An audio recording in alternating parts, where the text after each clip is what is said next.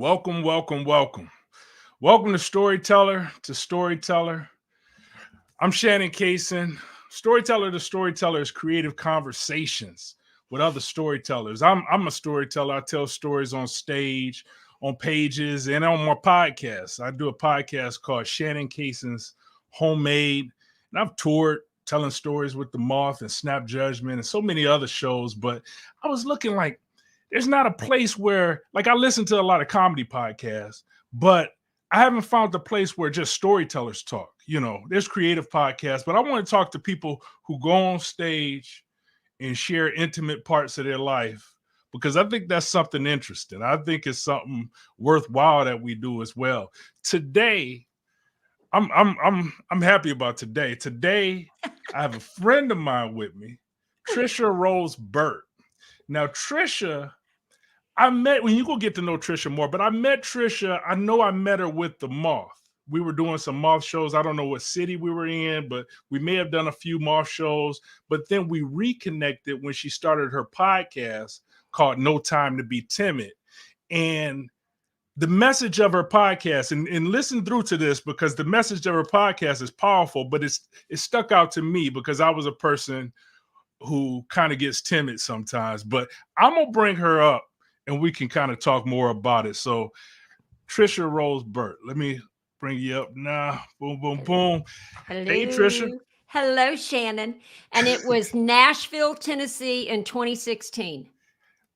You got it. I like that. You got a good memory on that. Were we at Oz Theater? Yes. That was a beautiful theater too. Mm-hmm. Yeah. It's the whole art center they have out there. It was beautiful. Yeah. That's where I met you. Yeah. Yep. And then we became fast. I mean, we became fast friends then, but then we really hit it off when you started the podcast. How your Sunday going so far? It's cold. It's cold. I'm in New Hampshire, and it started out at 9 degrees this morning. And I'm originally from Florida, and my thermostat is set to orchid. So I don't do really well when it's this cold, but it was beautiful and sunny and it was great. So it was just a little chilly. You don't get used to it after a while? I mean, you've been in New Hampshire for a little bit, but your blood's still warm, huh? A little bit. I've been here since 1999, and you would think I would be like, every year I'm like, we're doing this again? Like, what? Wait, what? I don't do winter well, but you know what? Here we are, and it's all good. No doubt. My Sunday, the Lions won. I'm in Chicago, but I'm a Detroiter. Wait, they beat Tampa Bay? The Lions won. Yeah. The Lions are going on to the 49ers, and the 49ers is no joke, but I still believe, So I got on my Detroit shirt today too. I'm disappointed. I'm from Tampa. All of my I've been checking the scores of the game, and I didn't. Last time I checked, it was 10-10. Okay. Well, I'm very happy to notify you. How about that? I know. No, there you go. And now I'm gonna say this. Okay, how I know you, and we've talked a lot over the past 2 years or so.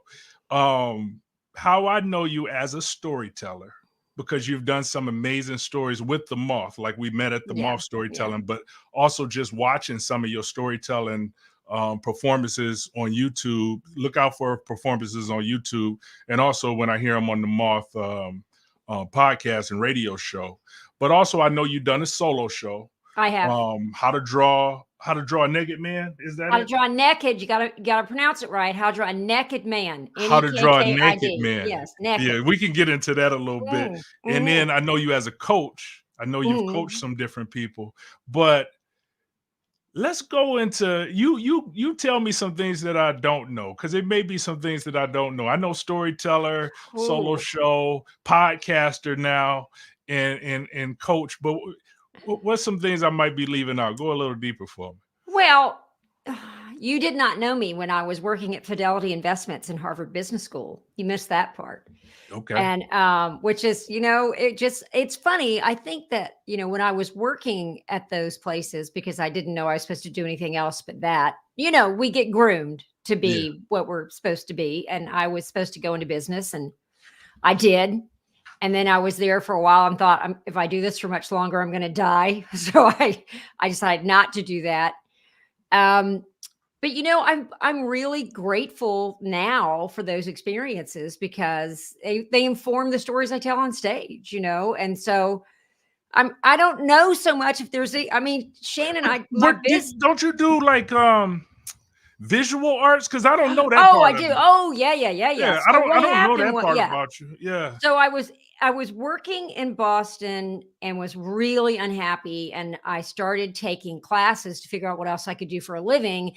And I took, directing, and I took French, and I took, needlepoint, which did not work for me because, you have to keep in the lines, and I was not doing very well with that.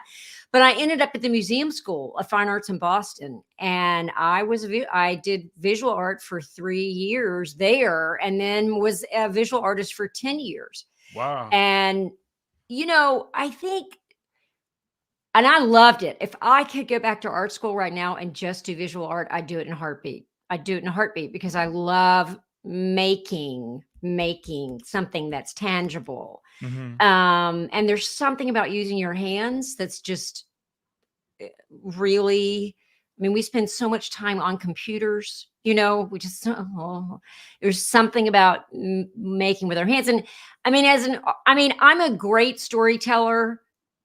I don't mean to be boastful, but Brag on yourself. Go we ahead. figure out what we're good at, right? Like, it took me a while. I figured out I'm good at this. I'm a good artist, right? Okay. I'm a good visual artist, but I'm way better as a storyteller. But making visual art just was so satisfying. It just really fed a part of me. And I still do it now just for me. I got to tell you, when I started going to storytelling and performance, and people would say, Tricia, you have to have a thick skin, to be in performance and theater and stuff. I'm like, have you ever been an artist? Do you know how many visual artists get no's all the time? Like, it's a lot of, it's a lot of working really hard and getting a lot of no's, but I loved it. I really loved it. I worked a lot with masking, office supplies, masking tape, tea bags, all kinds of stuff. Found objects.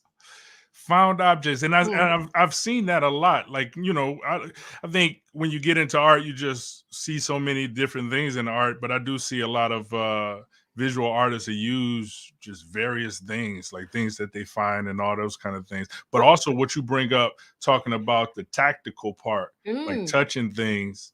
Like, I find myself in that way as well, because we do have a computer screen, and I use all those things, but something about like writing my notes. Like, Yes. I like writing my notes. Something about, I have to read a fiction book. I can listen to audio nonfiction books, but I got my fiction. I just want to hold it and read it, I gotta hold it. And man, I tell you, I used all hold. that stuff. I've used like masking tape and tea bags and rusted umbrella parts because I just didn't have any money. Like, I didn't have any money. So this is where parameters and I made some really good work that ended up in corporate collections and all that kind of stuff. But I didn't have any money. So I was working with what I had. And, there's a lot of creative folks out there who will say, well, if I had the right studio, or if I had enough money, I'd do this. Or it's like, if you wait till you have enough money, or you have enough time, or if you have enough, you're just never going to do anything. And sometimes those parameters really push you to think out of your box. Let's talk about that, like how you got into that, because you saying if you wait till you have, you won't do anything. You won't. Now, you had life shifts, and what I'm thinking about, like, knowing some of your stories and listen to her stories on the Moth. You can look up her name and listen to her stories, but let's talk about life shifts, because you had stories that you talked about experiencing a shift to a more creative lifestyle. Yeah. Now, were there like specific moments, experiences? Well, you talked about fidelity, and now you're talking about making stuff with tea bags. Yeah. Well, this is what How to Draw Naked. Yeah. If that's what How to Draw Naked Man was all about, was that moment where I'm in art school, and I couldn't, it was the first week. I say this in my story. It's like, even though I wasn't wearing pearls, they were emblazoned on my, neck. It just looked, I just was so out of place. I was so out of place.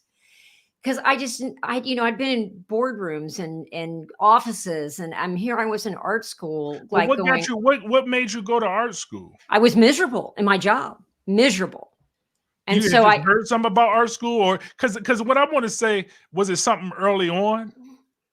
Well, you know what? Okay, if we look back, I mean, as a kid, I was this wildly artistic kid. I mean, I was doing all the things that kids do. Um, and that's when I was my happiest. And then I think I sort of looked around and said, oh, I'm supposed to fit in now, aren't I? And so I did all the stuff to make you fit in. And then eventually I was like, I don't care about fitting in anymore because I was miserable. I was just so miserable. And so, so somewhere in my early 30s, I was like, I have to, there was a big nudge on the inside of me saying, you're not supposed to be doing this. You're supposed to be doing something else. I didn't know what it was. And so I just started, I just started taking all these classes. Yeah. And I found this brochure for the School of Museum of Fine Arts in Boston. And I went and interviewed, and they were like, you can take this, but you ought to take this class called Artist Process, because we take burnout executives in that class all the time. And so I showed up, and I have to say, it's probably one of the bravest things I ever did, because I was just so like, I just was so out of my depth. And, I remember the first exercise they gave us in art class was we were supposed to write our name on a piece of paper as a way to introduce ourselves. Yeah. Oh, yeah. So I'm like, oh, I can do that. And I'm such an overachiever, and I was like, and I guess I'm supposed to like write my name very clearly so everyone can read it, because these are introductions, right? So I'm like writing, and I'm doing it like as if there's lines on the piece of paper, like there weren't even lines there. And I put the lines there in my mind to write them. And then we look at everybody else's drawings, and they're like these crazy ass, like their signatures on top of each other, and they look like graffiti, and there's like crazy, like create. And I was like writing my name. And I was like, I just don't even know how to think any different. It was so rigid. The way I thought was so rigid. And I think going to art school just sort of broke me wide open, because I realized, oh my God, my world is black and white. And actually the world is incredibly gray. Yeah. And there's so many different ways to make a drawing, to tell a story, to live your life. It just, for me, it was a major fundamental shift for me. And that's why I did a whole one-woman show on it, because my life is completely unrecognizable as to what it was 30 years ago. Completely unrecognizable. Do you, because you brought it up, you said something told you need to do something different. Do you think there's a calling, like people have a calling for certain things? Creative or otherwise, I think I surely know I did. And I think all of us have a mission or a purpose.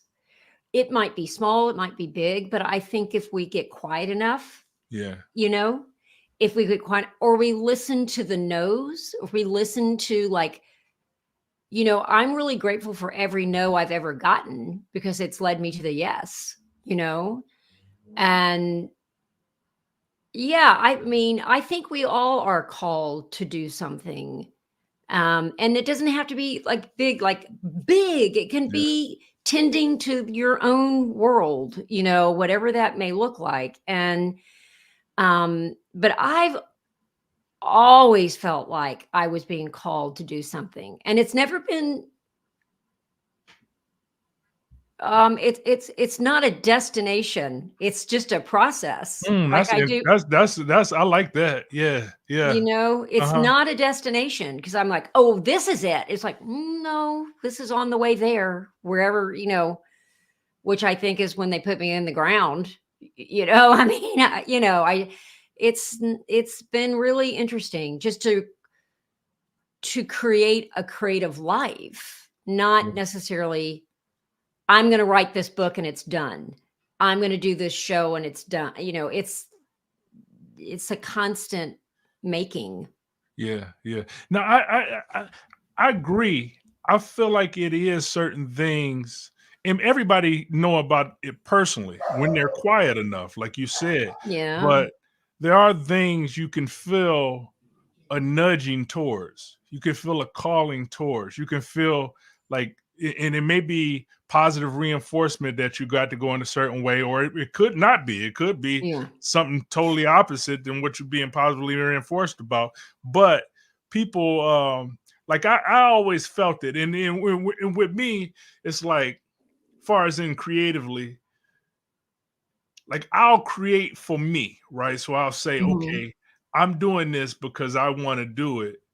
But then in that, it'll be an intention that this is for somebody else. Yeah. You Yeah. know, like I it's do. like Yeah. I'm doing it because I'm having fun with it, or I just feel curious or inspired by it.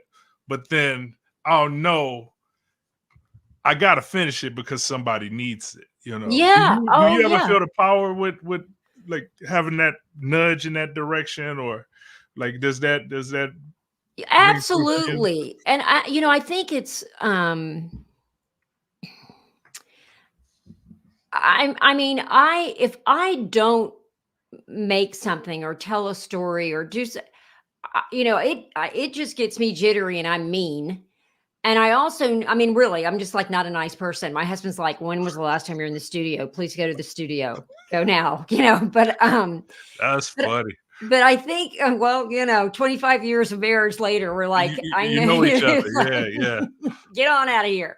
But but I think what is the gift of storytelling is if I tell something that has happened to me, more than likely it's happened to somebody in the audience Mm-hmm. and they just haven't been able to say it out loud. Mm-hmm. And my job, I feel like, is to say stuff out loud that other people are afraid to say out loud. Mm-hmm. And once I say it out loud, it gives people permission to start having a conversation about it. And so for whatever reason, it was so interesting to me to find out that, people really don't like talking in front of an audience. I'm like, I look for audiences. Like I'm like my best self when I am in front of an audience. And not everybody's like that. Loads of people aren't like that. And so I thought, well, that means this is a gift that I have to be thoughtful about how I use, but it's a gift. Yeah. No doubt. And so I get these nudges on which stories I'm supposed to tell. I don't know, but I pay attention to where what I'm being called to talk about. I was just talking about this. I hope I'm not going to turn half your audience off, but I was talking about that. Was at church this morning, and we were talking in church. Hey, I talk about church. I talk about, I talk about it all, and I respect everybody. You get what I'm saying? So yeah. I was in church this morning. We were talking about how we feel, when God, talking about God and this and that, blah blah blah. Anyway, and I said, I was doing this one woman show. And I'm like talking to my friend Dan Herlin, who's remarkable. He's this incredible man. He's puppeteer, pioneer in the puppeteer world, not puppets that you can even begin to imagine. Anyways, you had him on your podcast, correct? I did. He was in season 1. Yep. So in season 1, episode 7, I think, talking about the gift of constraint. But anyway, I was talking to Dan. I'm like, Dan, I really feel like I need to be talking about Jesus in this show, but I'm afraid if I mention Jesus's name, I'm going to lose half my audience. And Dan, who is not a person of faith, was like, Tricia, don't second guess your audience. If Jesus is supposed to be in there, put him in there. And so what happened was I would just share my experience. And I had people I had a Jewish woman come up to me and say, you and I have nothing in common, and everything you said resonated with me. I had all these conversations started because I said it out loud. Doesn't mean I was trying to convert anybody. I was just saying, this is what works for me. And just shared my experience, because the story was about, getting divorced and having a miscarriage and, all this kind of stuff. It was a really funny show. Uh-huh. As a friend of mine says, I cook things in comedy so people can eat it. But I was scared to talk about my faith in that very particular way. And it was the best thing I ever did because it started all these conversations. You know, it just started all these conversations. I don't even know what your original question was, and I don't know if I've answered it, but I hope I did. You did. Sorry about that. No, and there's no sorry, because the thing is, I just want to have conversations and talk about creative life in a sense, because it is something amazing going on stage and sharing your life, but also the connections. And you talked about the how people can relate to the stories. Now, you were doing visual arts, which we talked about. Yeah. But then you started telling stories on stage. How did that come about to tell Because the market crashed in 2008. Okay. Well, I had all this stuff that was supposed to happen in the fall of 2008, and I was at a okay, so back it up. In 2007, I was at an artist residency. I was making visual art during the day, and at night I would sneak as if someone was in there with me, and they were not. I was all by myself, and I would hand write in a journal this start of a one-woman show or stories. Okay. And I'd been doing it. I've been telling these stories to the dashboard in my car for 5 years. And then I started writing it down. And at the end of that residency, I shut the book. I never looked at it again. And then I went to the residency again a year later, and I brought the book with me, and I was there to do visual work. And I got a really terrible space to make artwork. It was dark.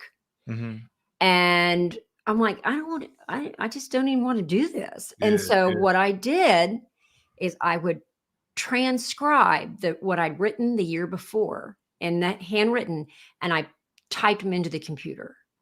And suddenly it was becoming a thing, right? And while this is happening, the market is crashing. Nobody wants to hire consultants, which I used to be. No one is buying visual art. And I'm like, well, I'll go into performance because that's so lucrative. I'll do that. But I had felt really called to become the artwork. My artwork was getting bigger and bigger and bigger. And like I was doing these huge drawings, and I was thinking about doing wallpaper, and it was taking up all this space. And then I'm like, oh, wait a second. I want to be the artwork. I want to be the one that's telling the story. I don't want to tell my stories visual anymore. I want to be the one telling the story. And so I had this big one woman show of my visual work. And instead of doing an artist talk, like I use graphite on Stonehenge because blah, blah, I'm like, can I do this performance piece? And they're like, okay. And so I just used that opportunity of this artist talk. And I said, Shannon, I finished the damn thing on a Friday afternoon and delivered it on a Sunday. Now, come on. I mean, they were just like, what was I thinking? But I did it anyway. And it was 50 minutes long. And I was like, this is so much better than a drawing, because I was getting immediate feedback from the audience. Yeah. And this kind of crazy energy was happening. Yeah. And I just felt alive. I just felt like, oh my gosh, this is exactly what I want to be doing. Yeah. Anyway, so that's why, I mean, it was circumstance. It kind of perfect storm. Like the market crashed. I had a shitty art space where I couldn't make any visual work. It just like everything was leading to me just starting to tell stories. But what really jumped out to that with me is like, you just did a solo show, 50 minutes. And I think you just did it probably because you just didn't know how that usually works. People work on those things for like years, telling little portions. And then they you finished on Friday, delivered it on Sunday. But that's one of the things about, ignorance sometimes helps. Yeah. Right. So it's like, I didn't know any better. Not knowing any better is just because I want to do a solo show, but I think I've seen so many solo shows. It's just like that slow move towards it. Yeah. But then I could write it on Friday and do it on Sunday. This is what you do, Shannon. You I'm not kidding. Put a date on the calendar and say, I'm going to do the solo show. I mean, book the freaking venue. Yeah. And make yourself do it. You know how I did this podcast, right? The Moth called me in February of 2021 and said, we want to air your show. We want to air a story of yours in June. And I said, okay, that's great. At the end of it, you know how they do the little bios at the end and go, Tricia Rose Burt is a blah, blah, blah, blah, blah. I said, could you put for my bio to say Tricia Rose Burt is now the host of the popular new podcast, No Time to Be Timid? They said, sure. I had not so much as taken a class. I was like, but I'd been wanting to do a podcast. I thought better. It was locked and loaded, man. It was done. Like it was that the bio was running. I had to have a podcast up by the time that story ran. And I called them in March and said, is it still on for June? They said, no, we moved it to May. And I was like, I was this crazy person. But, I was shot out of a freaking cannon to do that season. But I would have never done it if I didn't say, okay, this is, I have to put, and David Crabb said the same thing when he was on my show. Moth Storyteller, groundling, amazing guy. And he was like, he says, I booked the venue and then I have it written by the time I get there. Yeah. So no, that's an amazing story. And I was going to ask you how you started No Time to Be Timid. And that's definitely you did the title. Well, basically, No Time to Be Timid, and told them and you had to get something done by the time it appeared in May. And the other thing though, Shannon, it's funny. I mean, life's just freaking spiral path. I was a visual artist for all that time. And then I started the one woman show and then I went backwards. I broke it into stories, right? I took, and that's how I got on the Moth stage. I told it. So I did this hour and a half one woman show. And, theater costs a lot of money. I mean, a one woman show costs a lot of money and you want to get as much exposure and marketing as you can. And somebody had said, you really ought to write a book. I'm like, it takes too long to write a book. What else can I do? Thank you. Because I had this show now. And friends of mine said, you really ought to check out the Moth. Well, I'd never heard about the Moth in my life. And I went down with my husband on it was December 2010. And it was a story slam at the bitter end, and the theme of the night was theme of the night was progress.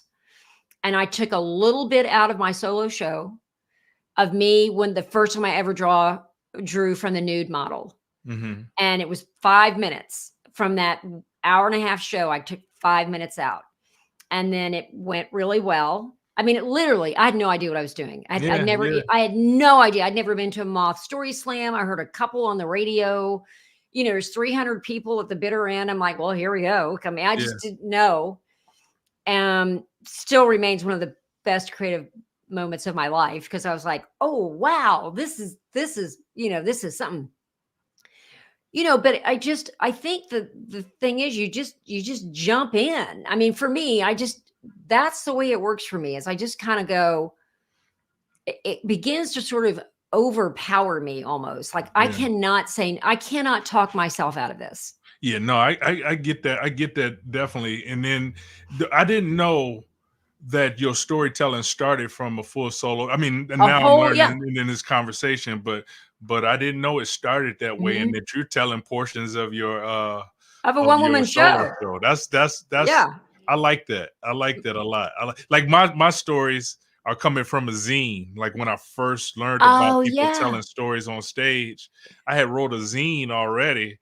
And I'm like, okay, well, I'll just tell the stories from my zine on stage, and that's how I ended up. And actually, next week I talked to Dana Norris. That was the first time I've seen people tell stories on stage. Dana Norris does Story Club Cleveland. And she was in Chicago at that time, and that's the first. But now she's in Cleveland. Yeah. Okay, to the audience, if you have not heard Shannon's episode on my podcast, season 2, episode 2, it is a brilliant episode. You have to hear his interview. He's amazing. We had a great conversation. It was just so powerful. I mean, really, you were so powerful. Let me ask you this. What? Tell me about the podcast. What is the podcast all about? What is the intention of the podcast? No Time to Be Timid. So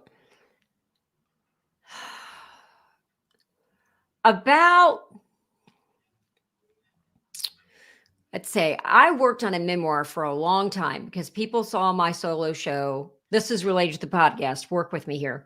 Yeah. People saw my You're a storyteller, so I'm thinking everything will be a story. Everything. It's not like it was a cold November. Yeah, it was not like monosyllabic. Yes, no. Later, let me sit back and let me tell you all this stuff. But oh God, what was I talking about? About No Time to Be Timid. Okay. So I worked on this. I was working on this memoir because everybody said, "Oh, this should be a book." And I'm like, "Okay," not having any idea what was involved in writing a book. By the way, a lot's involved in writing a book. But I was writing this memoir. I'm like, should I be writing a memoir or a manifesto? I don't know. Part of me thinks I should be writing a manifesto. I'm like, about what? I have no idea.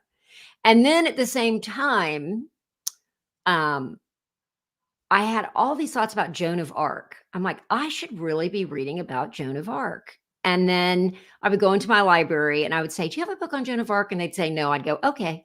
And I would leave. But I was still like, you need to be reading this book about Joan of Arc. Well, at any rate, I hired a creative coach who's amazing. His name is Mark McGinnis. He's out of England. He's amazing. And we were having this conversation. And he said, Tricia, in your wildest dreams, if you could do anything you would want to do, what do you want to do? And I said, well, it sounds crazy, but I have this really big personality. And I told this story like 10 years ago on the Moth, like about stepping into my creative self, and 250,000 people downloaded the podcast. And because apparently other people want to integrate more creativity into their lives too. No doubt. And I said, I know it sounds crazy, but I think I'm supposed to start some kind of movement. I said, I don't even know what it means when I'm saying that. And he went, well, I think that you ought to read a book about somebody else who started a movement. I think you ought to read about Joan of Arc. And I was like, okay, like, do you know that's been in my head for about 3 or 4 years? And he goes, and then I think you need to write a manifesto. I was like, what? It was just the most bizarre thing. I'm like, this is weird. Talk about, it wasn't a nudge. It was like a slap across the face. Like, get with it. That's how it works. Yeah. And so I wrote this manifesto, like the No Time to Be Timid manifesto. And one of the things my creative coach said to me, he goes, Tricia, you need to figure out what's the art you want to make, what's the media you want to develop, and what are the services you want to offer? Like, what's your public presence going to be? Okay. And I was like, I've always wanted to do a podcast. I'm like, so I'm going to do a No Time to Be Timid podcast. And the first season, every episode was based on the 10 principles of the No Time to Be Timid manifesto. Mm-hmm. And so one of them, and the manifesto came from things that I had either learned in my life or had heard from other people. So like the first part of the manifesto is the riskiest thing you can do is play it safe. Yeah. Yeah. Which for me, just I need to have tattooed on my head, because every time I try to do anything safe, it blows up. Anything safe. And so I figured out, when you play it safe, that's when you're taking a risk. If you take a risk, that's when it's like, have at it. I'm sort of much more in the slipstream than if I try to do, and can we hear my Jack Russell barking every time he starts barking? It doesn't matter. Normally a quiet dog. Natural here. it's all natural. If the dog barking, your husband come in and say, Jiggy, where's my glasses or something? Yeah. My husband. We can. My husband, I can hear him. YouTube right here. Yeah. I can hear my husband going, Jiggy, stop it. But I can't hear it.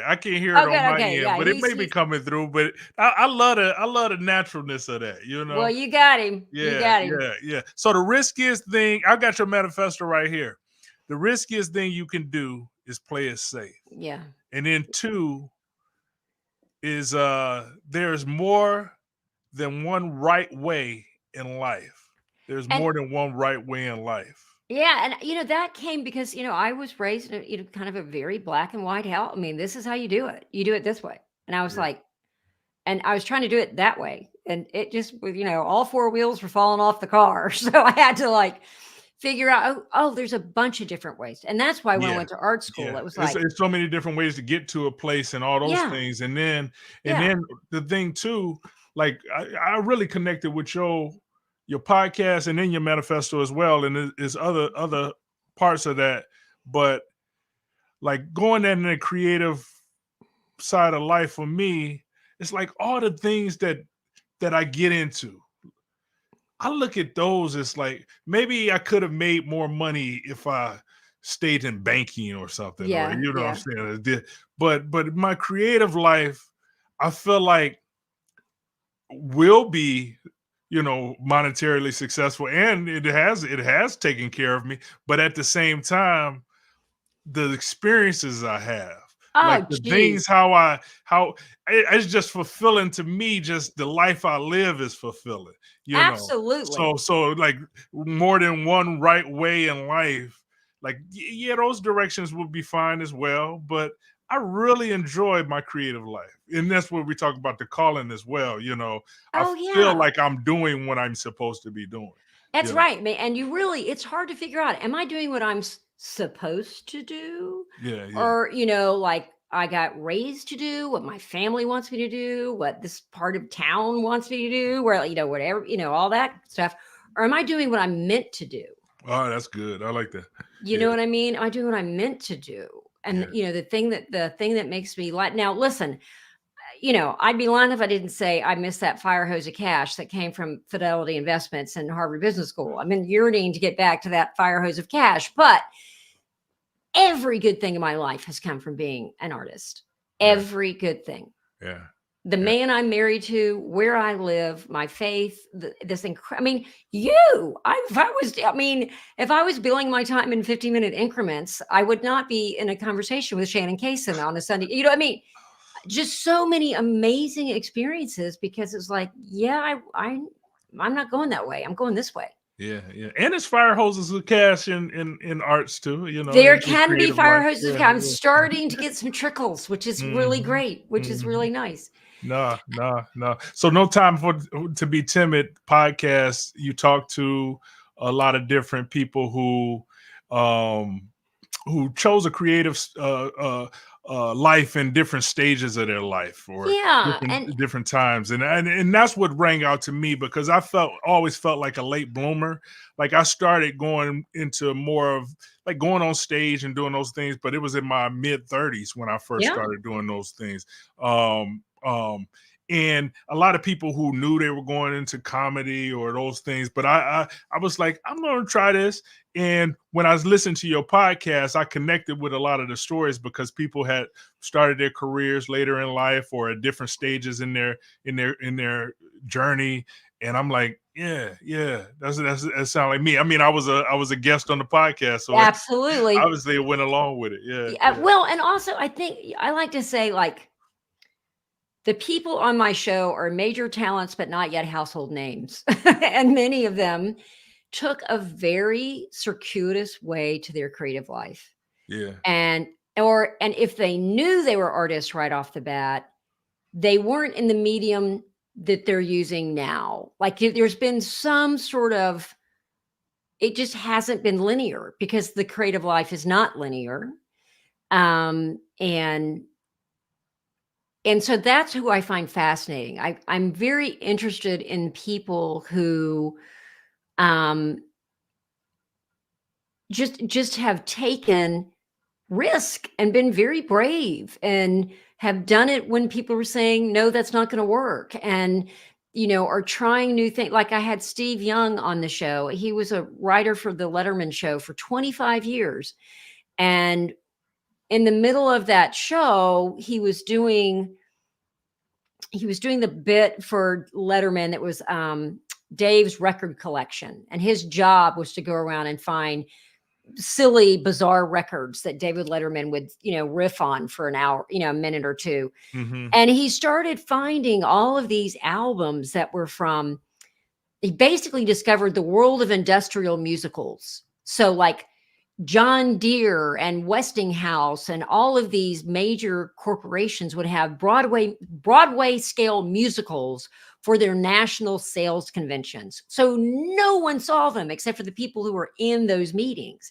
But they had all these recordings of it. So anyway, he felt the nudge to like go like, what is this album? And what is this album? What is this album? And then he just felt the nudge to find the people behind those albums. And literally he just discovered this vast world. Ends up being the subject of a documentary, which was called Bathtubs Over Broadway. And which it was just fantastic. But he just kept saying yes and going off this logical path that he was on, saying yeah, and just made all these discoveries, had this rich, full life that he never had before. He's like, all I knew were people at the Letterman show. Like I didn't have any friends, just people at the Letterman show. And then he had this huge world that of all these friends and all these other artists that he would never have had access to if he hadn't just said yes and kept taking risk and being brave and picking up the phone and calling somebody. And, and now he's like making music down in Nashville and writing a novel. I mean, the guy used to be on a Letterman writer, that play or documentary was huge as well, wasn't it? Yeah. Because I listened to that episode. I didn't know about. I haven't watched the documentary yet. I think I wrote it down. Oh my God, everyone needs to watch that. But when I listened to that episode of you and him having that conversation, I was wildly inspired. Oh yeah. It was something totally unique what he had created. Like what he had thought to do with that was just like, because I love original. I mean, nothing's like an original idea. He's taking that idea and bringing it to now. But at the same time, I'm saying like bringing something. I love I watch old movies. I read old books. Yeah. I do all that kind of stuff because I think those ideas are fresh. If I was drawing on new comedy, I would be doing what everybody else is doing. So I kind of like the old stuff, or I like pulling things from places that you wouldn't expect. And when I heard that, I was like, man, I love how he thinks, Absolutely. Yeah. And here's the thing, I saw that documentary, Bathtubs Over Broadway, in 2019 in Nashville. And I was like, I need to know that man. I need to know that man because I like the way he's thinking, I like what he's doing, I like everything about it. And then that's one of the reasons why I also love doing this podcast. Is I just called him up and said, will you be on my show? And he's like, sure. So, I mean, it gives you, when you put something in place, it gives you bravery to say, I'm going to make this happen. I'm going to do this well. I'm going to reach out to people who maybe I might be intimidated to talk, but I have this forum to talk to them. And, I don't know. It's just, so I get really inspired on my podcast. I ask people on the show because I need to hear what they have to say. And, as it turns out, curious. Yes, absolutely. I'm just so fascinated, with what people are saying. And, the only famous person I've had on the show that's a household name is my pal, Amy Grant, other than Shannon Cason, when I'm talking like, she won a Kennedy Center honor. We're not there yet. We're on our way. We're not there yet. No. But the reason why it was so Who was it again? Say it again. Amy Grant. She started out as a contemporary Christian singer. Then she was huge in pop in the 90s. Then she's back, so anyway, she said she's been in the business for 40 years, but this is why I wanted her on my show. She had to teach herself how to sing again last January. After 40 years, Grammys and Dove Awards and, all these things, the Kennedy Center honor. Yeah. And she had this growth on her throat. And they took it off and they said, your vocal cords are fine, but it's a whole new, everything around it is a whole different, it's like a new trampoline to bounce on, basically. She said she opened her mouth to sing. She sounded like a howling dog. And she had tours lined up. And she had to be able to sing again. And so she taught herself how to sing again at 62. And she said what was a failing voice because she's getting older. She started singing to her records that she made when she was 18 and 19 years old.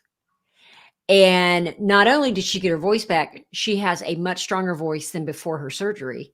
But I mean, I'm like, it's so inspiring. It was like, she could have just hung up her hat and said, well, I've won all the awards I need to win. I've done this. I don't need to do this anymore. Yeah.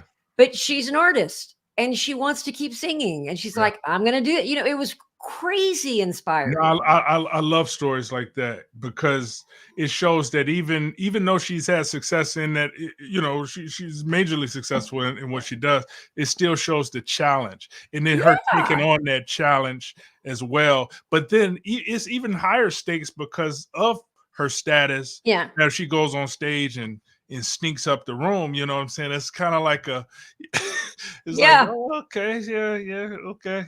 Well, go have some tea. Yeah. Or people, nowadays people talk about, but that, I love those kind of stories where people challenge themselves after things and they able to do it. Yeah, go ahead. And that's why, I mean, I just think, being an artist being a person takes courage. And in season 3, I'm actually thinking even more about leaning more into the bravery side of things. That's pretty cool. Yeah. I mean, because I focus so much on creatives who are brave. And I might be thinking even to expand it even more to just entrepreneurs who are, I mean, I think we all need some bravery. You know what I mean? So no doubt. I'm putting together that guest list now of who season 3 is going to be. And so, what would you say in that, as far as in bravery? Like, what would you say to a person or advice you would give to a person who kind of struggling to make that creative shift or shift to a creative career, life, whatever, or even just going on stage telling a story or drawing something? They're kind of struggling to make that move. You talked about it a little bit, but then or get rolling in their creativity, to get their creative world rolling. What kind of there's this great Mary Oliver quote, and I'm going to mangle it. I'm paraphrasing it though. She said that the most regretful people on earth are the ones who felt the power to create, that felt that restive and uprising and gave it neither power nor time, or something like that. And I think for me, I never want to regret anything. And so, who are you going to be if you don't write that book, or if you don't get on stage, or it doesn't matter whether sure, we'd all love it to sell and yay, but you'll never know unless you just try to integrate more creativity in your life. Try to just, I don't want to be on a deathbed and go, I sure wish I'd done that podcast. I want to say, oh, I did that podcast and I stunk up the room, but hey, I had a good time learning. You know what I'm saying? Like, I think, and I think what it does for us physically to make and to express ourselves, it just makes life bearable. Do you know what I mean? A friend of mine said when we make something, the things that have a grip on us sort of loosen their grip, right? Like right now, my mother is struggling with dementia. She'll be 93 in a week. She's as sassy as ever. Can't remember what she had for lunch, but but it's hard. It's really hard. And if I make something, it sort of loosens its grip on me. Do you know what I mean? Yeah, I agree with that. And so, there's so many reasons to integrate more creativity in your life and get on stage and tell a story that are just for your own self, just for your own, just to navigate life easier and better and not to, I don't want to be old before I have to be old. And, I think we just keep taking risk. We just say, well, what happens if I do this? That's what they taught me in art school all the time. What happens if I do this? That was the question. No, I love that. Cause it doesn't have an age attached to it. I see, I look at my dad, man, your dad is insane. Well, he heavy into the fashion now. So he found something new to for his creative spirit, Yeah. with fashion and putting together these suits and stuff that he wears and does fashion shows and all these kind of things. But I look at those things like finding places where you can add creativity to your life. Now, Yes. you said like not having regrets in starting your podcast.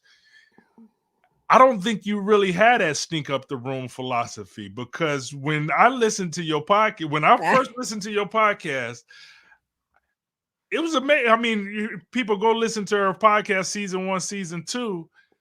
Your interviewing, the sound design, everything was top notch far as for Thank you. a beginning Thank you. podcast. And I've Thanks. heard many podcasts, but I believe, start, but also, take it seriously, take yourself seriously. Yeah, I And you think do. that, I can yeah, see that. Yeah. well, and that's a really good point, Shannon, is to take it seriously. It's just respecting Respect. yourself and Yeah. your Yeah. work. And I do these creative retreats, and one of the things I have people do, there's usually about 6 women who come, and some varying stages of their creative journey.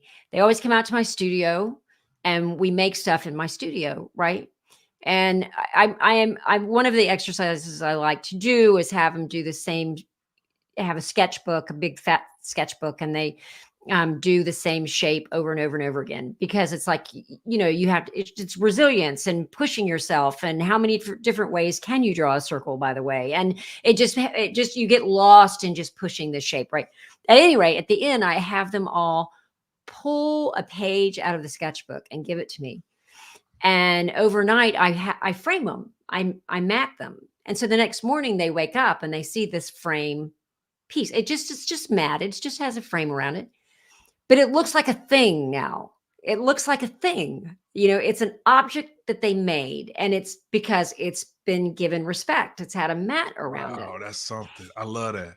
And it's like, respect what you've made, respect what you can, you know what I mean? Like, we can disregard some of the things that we make, and it's like, Yeah. no, you made that, I mean, not everything is great, but but just honor it, respect it. I love that. I love that. No, I love that for doing for others, Mhm. in putting things in a matte frame, because it really presents it to them, and when they Yeah. present it, they're like, "Wow, I did that," But also for yourself, like Yeah. respecting what you create, Mhm.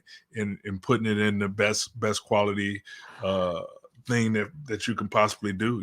This is yours. It's a masterpiece to you. Well, and have you read that book by Gay Hendricks called The Genius Zone? He talks about that, like, you have to woo your creativity. Like, if you were dating somebody, you would be wooing that person. Like, you have to woo your creativity, and like, be grateful for it and show it appreciation. And I'm like, oh my God, my creativity probably wants to break up with me because I haven't been that nice to it.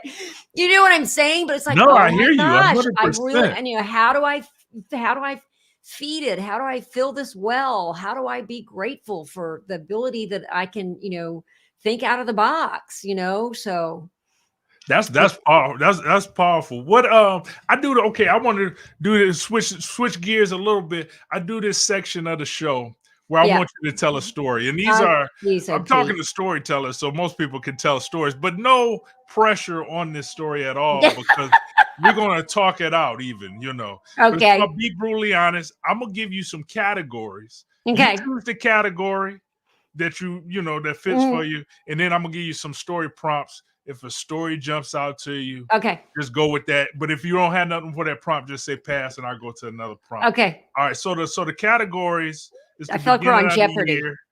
Reset is one. Party time, because it was New Year's at one time. So party Okay. is the second one. And then It's So Cold in the D. I'm from Detroit. That's a song. It's so cold in the D. But it is wintertime. So reset, party, or It's So Cold in the D. I think I'm gonna do I think I'm going to do party time. Okay. All right. A story where you formed a significant connection or relationship at an event or party. A story where you formed a significant connection or relationship at an event or party.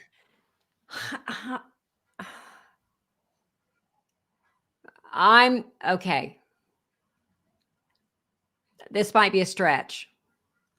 Stretches are fine too, because prompts don't mean it got to be exactly what. And then we can talk about. Well, and I'm also thinking, we're both storytellers. What is my moment of change in the story? But at any rate, so my dearest friend is a woman named Hetty, and she's down in Tampa, and I would call her on like Christmas or New Year, whatever. And I'd be like, what are y'all doing? She goes, well, we're dancing to the Party Rocker Max. And the Party Rocker Max is this like disco machine, this portable disco machine. And it has like lights that spin around, and you can do karaoke, and they're always having like the best time. And I would talk to her, be like, I have got to get a Party Rocker Max. She would have this in her house. Oh yeah. She's got one, and she takes it with her wherever she goes. It's like, it's the most hysterical thing ever. She's serious about it. Yeah. She's serious. And it's a party. Like, it's like joy in a box, right? Like you just turn this thing on and the party starts with the Party Rocker Max. So, and I'm like, I want one of these machines.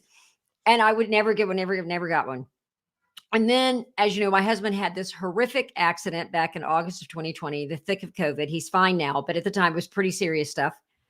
And it's Christmas of December 2020. And this huge box shows up at my front door. And it's from Hetty, and I put it on the tree. We're going to open it up on Christmas morning. I open it up on Christmas morning, and it's a Party Rocker Max. And I am like out of my mind, because we have a Party Rocker Max in our house, and it's been pretty tough 5 months. I could use a little joy in the box, right? And my husband's going, this isn't going to be any fun with just the two of us. And I'm like, yes, it is. And I plug in the Party Rocker Max, and the lights are going, the music. And my husband literally has he's in a neck brace, his legs in a split. I mean, he's beat to shit. Excuse me. I mean, he's like literally, it's just, they reconstructed his spine. Anyway, I look over, he's dancing to Insane in the Membrane, right? Like as best he possibly could to the Party Rocker Max. And I mean, and here moving just whatever he could do.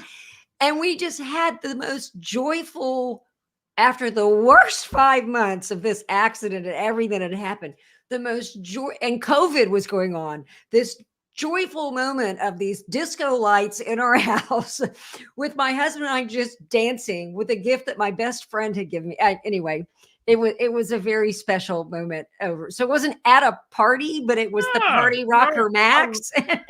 I love that story. Oh, it was just... I'm endeared to that friend just from that. Oh my God. I can imagine if either I'm in Tampa or if I'm in New Hampshire, we got to do some party. Oh my God. The Party Rocker Max probably every time some people come by the house. The Party Rocker Max comes out all the time. All the time. I mean, we did it at Christmas. Friends of ours came and they were like kind of reserved. And the next thing I know, they're like singing Big John from, I mean, it just brings out the best in people. Yeah, but it was a special moment. It was a special Christmas because of the Party Rocker Max. Anyway, there you go. That's funny. Who are your and wrap it up here. Like who are some of your influences or inspirations? Like people who or things or whatever. What are some of your inspirations? Well, I can say one of my favorite books is The War of Art by Stephen Pressfield, which is about fighting resistance. And so that's an important book for me. I sort of clutch it to my... I love that book. Chest, Yeah. And I think that's, it's hard because I have a lot of them. I mean, that's why if you're hearing me stalling, it's like I have so many books on my shelf that I go back to. And I can tell you like Lisa Crone, she wrote a one-woman show called 2.4 Minute Ride. And that was a huge influence on me. I think I told you to read that. If you haven't, read it as you do your own one-man show. I mean, people who've just, I mean, I mentioned Dan Herlin earlier. He really helped shape me and what I'm, how I operate and what I do. And I mean, it's been like people who've really helped shape me and kind of moved me along. I mean, the Moth has been an incredible experience for me, having a relationship with the Moth. And, but I look at visual work all the time now too, because that informs me and what I do. I'm sorry, I'm not really good at that answering that question. You've given so much right there, because even that the War of Art, it's a kick in the ass book. It is a kick in the ass book. And I like reading it because it's almost like, it's almost tough love in that book. It is saying get to doing what you're supposed to be doing, and I'm like, all right, yeah, you're right. Don't let anything stop you. We have Pam Lewis on here. She says, I'm enjoying this conversation, especially as a professional who used to write poems and lyrics years ago. Thanks for the inspiration. Thank you, good. Shannon and Tricia. Yeah. And Pam, if this is the Pam I know, really high up exec in I didn't know poetry and lyrics, but I can see that in Pam as well, because she came out to one of my shows. If this is the Pam I'm thinking of, which I think it is, but that's an amazing story as far as even in yourself, going from your corporate world to also enjoying your creative life, and then with the workshops and everything else, helping so many others to kind of. I just think we're all happier if we're doing something creative, and it doesn't mean you have to have a studio and paints and all that stuff. Quit or do anything else. You don't have to quit your job and like I did. But it made sense for me. Doesn't make sense for everybody. But I just think, like, I've just been cooking like crazy lately, and I'm just like, this is just so much fun. I mean, just something that makes you make, just to make something, and what a lovely thing to make a meal for somebody else, I mean, that's a really lovely thing to do. What a lovely thing to get on stage and tell us. I mean, Shannon, honest to God, I've heard your stories, and we couldn't have been raised more different. And every time I hear a story of yours, I'm like, we've been separated at birth. I mean, because there's so much common ground in so many ways, it's like you find that it brings us together. It just brings us together, That's the point, man. How can people stay in touch with you? Or do you have something coming up next? Let me ask that first. Like, is anything coming up soon that you Season 3 of the podcast is going to be in March. At first I thought it was going to be in the beginning of March, might be later at the end of March, but it will be in March, season 3. So that's what's coming up. But listen to season 1 and season 2. You can listen to it on my website, TriciaRoseBurt.com, and that's Tricia, Tricia Rose Burt, or Apple, Spotify, wherever you get your podcast. You can listen to season 1 and season 2. Listen to Shannon, season 2, episode 2. It was fantastic. And you can follow me. I'm at Tricia Rose Burt everywhere. Yeah, you make it easy. It's your name. On all social media, it's your name. And I see that you're doing all of it too. I love it. I try to do it, man. It wears me out. Yeah, it's a lot to do all of it. You got to pick and choose what you want to do. But you're my hero with your videos, man. You are my hero. I'm having fun with it. And I think that's a big part of creativity too. Have fun with it. I'm having fun with it. And then just doing little social stories and little things like that. I'm having fun with it. But I will say this: No Time to Be Timid is an amazing podcast. I listen. Thank you. And this is not just listening because it's you. I need that inspiration from people who live some life and they're doing something creative now. I need to see, like I did even an episode on homemade stories called Late Bloomer, just because I just wanted to kind of get those thoughts out of my head, but then listening to your podcast just lets me know I'm on the right direction, keep going straight forward, so thank you so much. I listen to you and it makes me cry. I'm either laughing or crying every time. I mean, you're late bloomer. That story. Oh my Lord. There's so many of your stories that just undo me and in the best way. So thank you. No doubt. So stay on the line. Thank you, everyone. Make sure you like, make sure you subscribe, make sure you be a part of this conversation. Anytime we're on live, send your comments and send those things in as well. And you could put comments below even after the episode. But thank you so much for being a part of this. We're going to be having so many other storytellers on the show. I know people from Snap, the Moth, all these other storytelling shows, and I want to talk to as many as possible. So thank you for being a part of this. And I always do this, wait till the last second to put this up, but stay on the line, Tricia. We're going to talk. I will. Thank you, Shannon. No doubt. Now that's homemade.